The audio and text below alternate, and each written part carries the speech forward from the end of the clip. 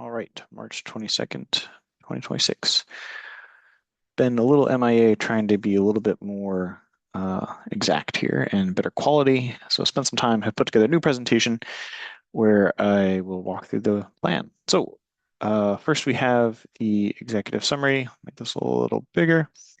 And using the model from before, kind of the idea of trying to do a bridge between two worlds, the past and the future. And like we've said with horses, that was essentially what everyone used for 100% transportation for a very long time. They was the early cars. They were loud. They broke. Only enthusiasts used them. But eventually we got to something like the Model T, which became very reliable, affordable, and it was really the bridge to mass adoption. The same thing is happening right now with money, in that we've had fiat for a long time. It's very familiar, but it's losing value and starting to break. We've got these early adopters, the revolutionary point of Bitcoin and crypto, but it's rather unstable. And I'm arguing that the alignment economy could be the Model T of money. And so the path that we're on is we're looking at things where fiat is failing. It's printed without limit. It's lost 96% of its purchasing power since 1913. It doesn't pay attention to any what I call like real contributions. And AI is obviously starting to accelerate this to make it much, much worse. Bitcoin, a lot of people say Bitcoin solved this. I would, big as a fan as I am of Bitcoin, I would say it can't solve certain things. It has, like we've talked about, the first mover advantage paradox. It has deflation paradox. Some people say, okay, what about stablecoins? But that's just electronic fiat. And with Bitcoin in general and a lot of other ones, no one actually spends it to buy anything. For the alignment economy, this is built for spending, not for hoarding. It reduces first mover advantage. It has stable purchasing power, and it starts measuring what's traditionally been invisible work. So first, to zoom in a little bit on why fiat is failing. Money is a measuring stick, and I would say that it's about to measure value, and I define value as the organization of matter and energy within time and space that benefits attention. And so the measuring sticks are only going to be as honest as the people that are making it. And because we talked about we keep printing, it's lost 96% of its accuracy, right? So the government's printing at will. Each generation savings are buying less. There's no accountability. There's no limit. Your grandparents could save and buy a house. After you've paid rent, your expenses, we don't have any savings. And then, one of the things is it feels like weather, right? And something just happens. It's not really something being done to you. It takes generations of time. And so no one's really noticed that much. And then even then, it hasn't really measured things that actually value.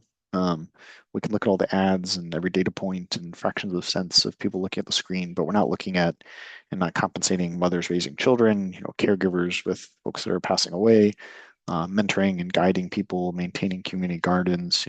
Teachers are in some sense the most valuable people out there, but are severely underpaid in terms of their economic contribution. So we're still trying to figure out how to measure that. And I think what's become more and more clear to a lot of folks over the last couple of weeks, even here, is that AI is going to make this situation much worse. In that AI is getting very capable right now. It can do just about anything you want that's on a computer. And it's going to start displacing white collar jobs. Like this is going to happen first. It's already happening. It's going to continue to happen.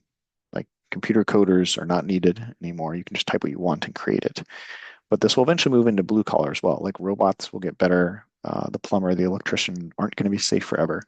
So there's going to be more and more people getting displaced. This is going to cause governments to continue to do handouts and stimulus like they've done historically. This is going to debase the currency further, which is going to lead to asset prices inflating, which means those that have assets are going to do fine, but the poor are going to be kind of priced out. Workers are going to say, okay, cost of living is getting up. They're going to demand higher wages, but businesses, why would they want to pay a higher wage when they can get an AI that's much cheaper, faster, better, right? And so this is going to be a loop that has no clear exit, and we're going to be stuck in for a while unless we can figure something out. And like we said, Bitcoin can't solve this. We do need to give Bitcoin the credit that obviously the Satoshi and the group were able to prove value transfer can work in a decentralized way. It's a very powerful thing, but it's become a speculative asset. And there's really two paradoxes that Bitcoin and its derivatives can't get past. So the one is first mover advantage, the second is deflation. With first mover advantage, early adopters, the libertarians, the lucky ones, the computer nerds, they all got in early for either cheap or almost free, just using their own computer. But trying to get others to join this system is going to be very challenging. Like most people are never going to want to join this because most of the value has already been claimed before they even heard of it. And so a lot of people aren't going to be very interested in joining a system in that sense. The second is deflation. There's the famous Bitcoin pizza transaction that's worth hundreds of millions of dollars at this point. So the lesson that anyone who's even in the Bitcoin space said, okay, well, never spend, right? So we're hoarding, we're thinking about it in dollars, we're selling it for dollars. A currency that nobody spends is not a currency. Right?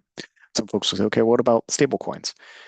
And what I'll say is that wrapping a broken measuring stick in a blockchain doesn't fix it, right? Like stable coins are still inflationary because they're pegged to a currency that loses value every year. They're still centralized, like issuers can freeze the accounts, delist tokens. They're still not measuring what's real value. It's still invisible. Caregiving, teaching, community still have nothing.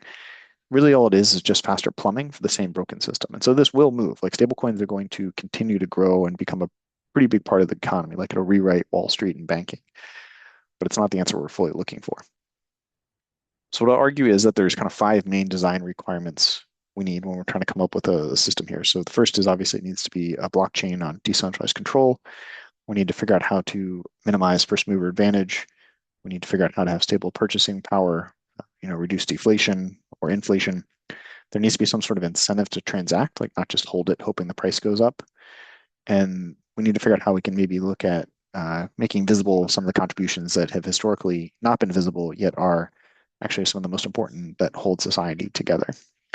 And I believe the alignment economy is the best option for that. So in terms of how it works, there's kind of a couple key things. There's daily point allocations, there's daily rebasing, there's proof of human, verified by the miner network, and kind of the court system.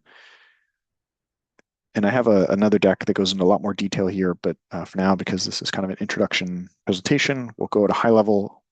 Essentially what happens is that each verified account would get kind of daily point allocations. So 1,440 what's called active points that you can spend how you like. 144 supportive points that flow to goods that you're using. So you're sitting on this couch. Maybe the manufacturer of this couch is getting points to kind of do the inverse of planned obsolescence. And then ambient points are ones that are kind of flowing to spaces. So if you're taking public transportation, maybe those public transportation are getting points for the time you're spent on there. And then earned points, this is anything that points that are sent from someone else. You can save these as long as you like. The first three categories cannot be saved. So this is solving the two paradoxes in the sense that first mover advantage is solved because everyone's getting 1,440 active points per day.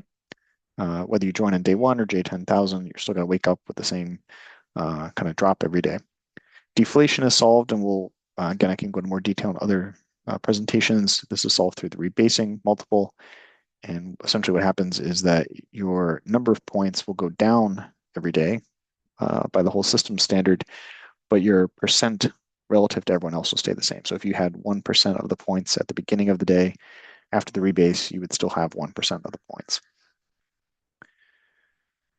Obviously, if we're giving points to people who create accounts, that's going to create some bots that want to get into it. And so there's, instead of mining for proof of stake or proof of work, it's really mining for proof of human. And that there is let's say a range of scoring of is this account human or not, 0 to 100%. That would then put a multiple on your spending ability or even the ability to get, if you're at 0%, you can't even get to the daily point allocations.